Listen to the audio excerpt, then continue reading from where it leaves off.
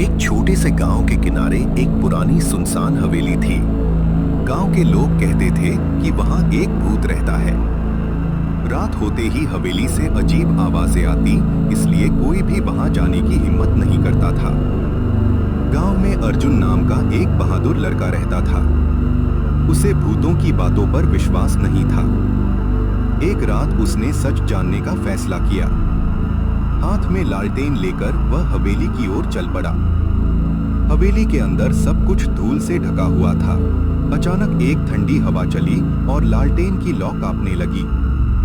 तभी उसे सफेद कपड़ों में एक धुंधली आकृति दिखाई दी। अर्जुन पहले तो डर गया, लेकिन उसने हिम्मत नहीं छोड़ी। वह धीरे धीरे उस आकृति के पास पहुंचा।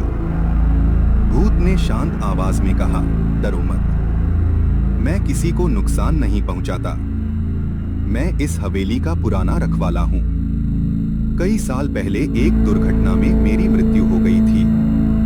तब से मैं इस जगह की रक्षा कर रहा हूं। अर्जुन ने पूछा, फिर लोग तुमसे डरते क्यों हैं? भूत ने मुस्कुराकर कहा, लोग बिना सच्चाई जाने डर जाते हैं। मेरी आवाज और इस पुरानी हवेली की खामोशी उन्हें भयभीत कर देती है। इतने में कुछ चोर हवेली में छिपे खजाने की तलाश में आ गए। भूत ने अपनी रहस्यमयी शक्तियों से तेज आवाजें पैदा की और चारों ओर चमकती रोशनी फैला दी। चोर घबरा गए और भाग खड़े हुए। अर्जुन ने यह सब अपनी आंखों से देखा। उसे समझ आ गया कि हर भूत बुरा नहीं होता। कुछ आत्माएं केवल अपने कर्तव्य की रक्षा करती हैं।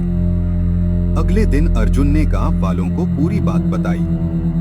पहले तो किसी ने विश्वास नहीं किया, लेकिन जब हवेली में चोरों के उस दिन के बाद गांव वालों ने हवेली से डरना छोड़ दिया। वे उस जगह का सम्मान करने लगे और उसे साफ रखने लगे। कहते हैं कि उसके बाद कभी भी वहां कोई अजीब घटना नहीं हुई। शिक्षा किसी भी बात पर बिना सच्चाई जाने डरना या विश्वास करना सही नहीं है।